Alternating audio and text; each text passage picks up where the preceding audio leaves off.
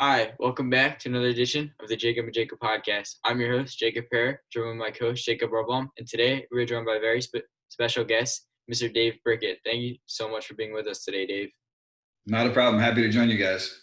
Dave has been covering the Detroit Lions since 2010, and he has also won Michigan Sports Writer of the Year 3 times. Thank you so much again, Dave, for being with us. I think that's my mom voting on all those awards, but So, Dave, how did you get into journalism and communications? Truthfully, I think it's something I always wanted to do, always kind of had in my blood. Like my mom would tell you that she's got old scrapbooks when those were a thing of me, writing stories from off what I read in the newspaper. I played sports all throughout high school, wrote for my high school paper, went to college with that kind of being the idea that I would pursue a journalism career and started writing for my college paper as a freshman and I guess just went on from there. What sports did you play in high school? I was a big basketball player. I played a lot of basketball and baseball. Played both of those all throughout my high school. So basketball was sort of my first love.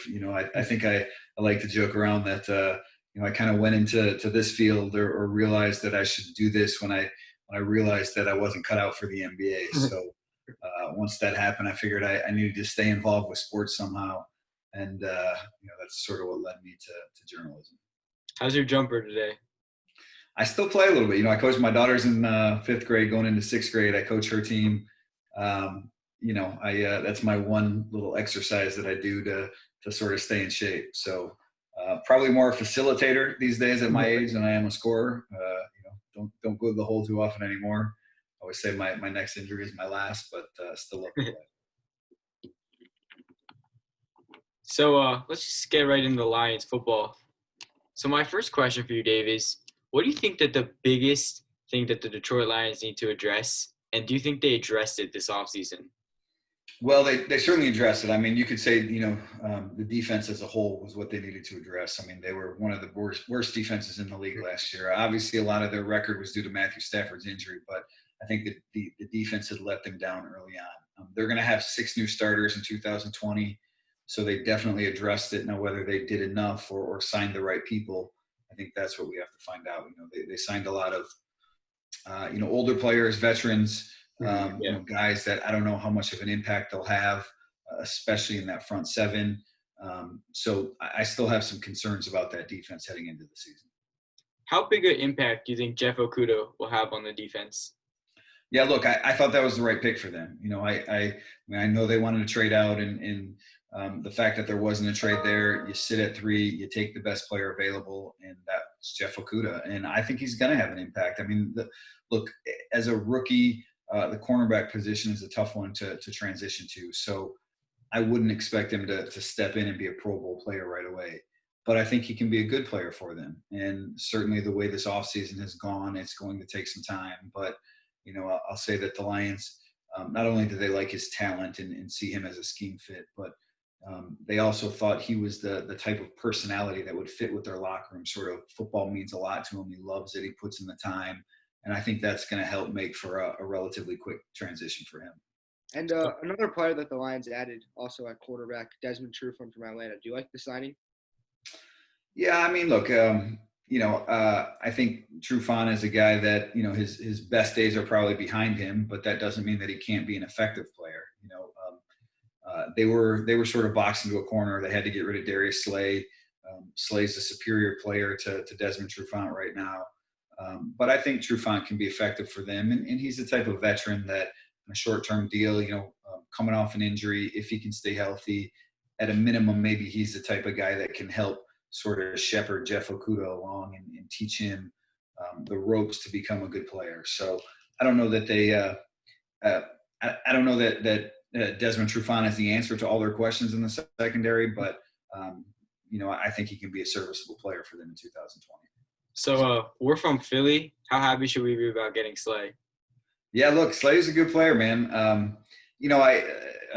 I go back to the combine, and I did have someone tell me, from Philadelphia that they thought Slay wasn't playing at the level that he was in 2017-18, but he was, arguably the best cornerback in the game, or one of the handful of best cornerbacks in the game there. And even if he's a step below, right, he's still a top 10 cornerback in the NFL. So good player. I thought the Eagles got a reasonable, or did a reasonable deal for him. He's going to help that team. He's going to help that secondary. And players in the locker room genuinely liked him. I think he's the type of guy that, he's just a fun-loving guy. He has fun with football. Maybe it's not life to him. He realizes that there's more to him than football. But I think he'll be a good player for the Eagles. And you mentioned Matt Stafford and how his loss is really detrimental to the team. Had he remained healthy, how did you see that Lions team finishing last season?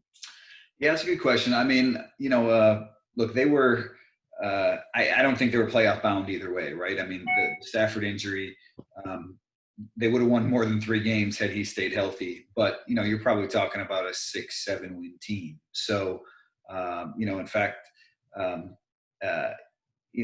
talked to one coach who played against the Lions when Stafford wasn't there late in the season, and he said, if Stafford was there, we'd lose by 15. He was exaggerating a little bit, but he was making the point that, look, Matthew Stafford is a really good player, and that team was, it wasn't anywhere near the same without him. So I think Stafford's injury is the biggest reason why they went 3-12-1. But even with Stafford, I think they had some holes that they weren't going to be able to overcome. And another player that had a good year for the Lions last year, probably would have had a better year had Stafford stayed healthy, Kenny Golladay. Do you see him taking the next step to becoming a better receiver this season? Yeah, I think Kenny Golladay is a really good player. Arguably the best player the Lions have. It's probably Stafford, but I mean, Galladay's a Pro Bowler, and I think he's really starting to come into his own. He's going to get a contract extension at some point this offseason to start a training camp. That's going to net him a whole lot of money. I think he can be a top 10 receiver, this year. He might even have been last year. I just think big physical guy will go up and get it. People are starting to recognize because of what he did for their fantasy teams with all the touchdowns last year. But beyond that, he's a really solid NFL receiver. Another player, tight end, TJ Hockenson, first round pick. What do you think of him? His rookie season, a solid year. How do you see him progressing into a second year?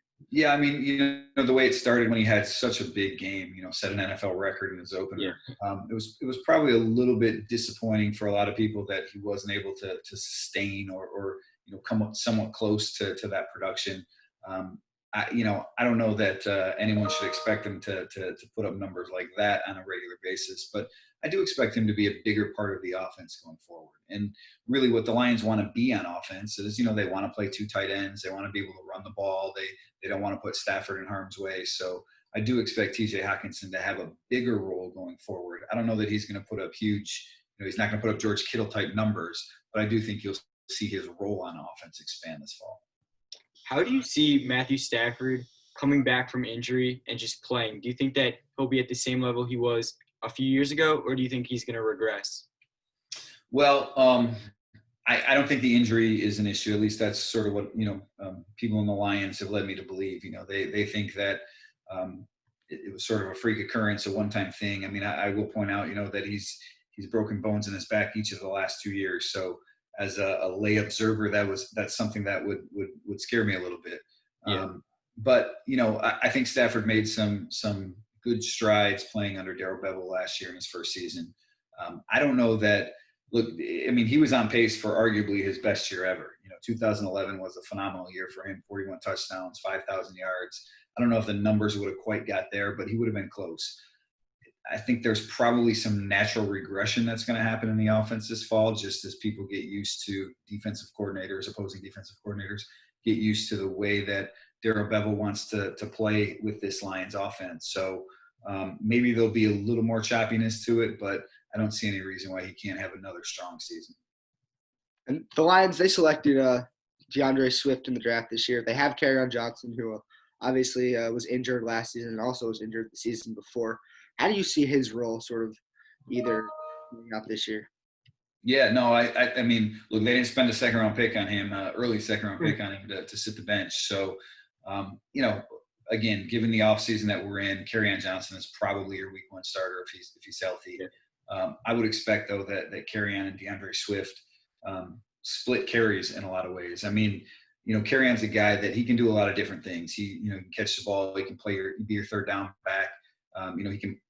He's probably a more reliable blocker than DeAndre Swift will be as a rookie. So I would expect that maybe Kerryon has a little bit bigger role off the bat. But in my eyes, in the Lions' eyes, I think DeAndre Swift was the best running back in the draft.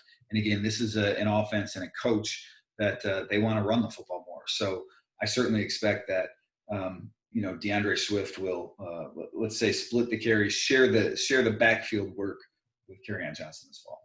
How big of an impact do you expect Vita to have on the running game? Do you see Kerryon Johnson's numbers going up from that signing, or do you not really see anything from that? Yeah, I don't know. I mean, I know the Lions, they spoke highly of him. Obviously, they targeted him for an upgrade or what they thought was an upgrade at right tackle. I'm not sure I see it. I want to see it. Let me put it like that. I want to see, what he can do. I mean, back up in Philly, the Eagles drafted over him, obviously, Andre Dillard. They never had intentions of making him a starter. They didn't see it there. So, I want to see what the Lions see in him. I think his style of play sort of fits what the Lions want to be on the offensive line. A big guy, that can maul you a little bit. But I know he struggled against some of the elite rushers and frankly, he's going to face some really good ones in the NFC North and Smiths in Green Bay and Daniil Hunter in Minnesota. So I think he's going to, and it's tough because he's going to be playing next to a right guard that he's had no work with. You think about this offseason, there's just no continuity able to be developed on that offensive line. So, I hope for the best, but that's an area that I would be concerned about heading into the season if I was the Lions. So you talked a little bit about the NFC North. How wide open is the NFC North this season? No, it is. And, that's, one reason. I mean, look, the bottom line with Matt Patricia, with this whole Lions regime is that they're on the clock. They need to win this year. Yeah. And a lot of people have wondered and have thought maybe they can't get it done, right? Is it, I have people all the time tell me, 2020, who's going to be the next coach, right? I get that question a lot. Yeah. Well, the one reason why I don't think it's fair to write them off yet is because I think the NFC North is completely up for grabs.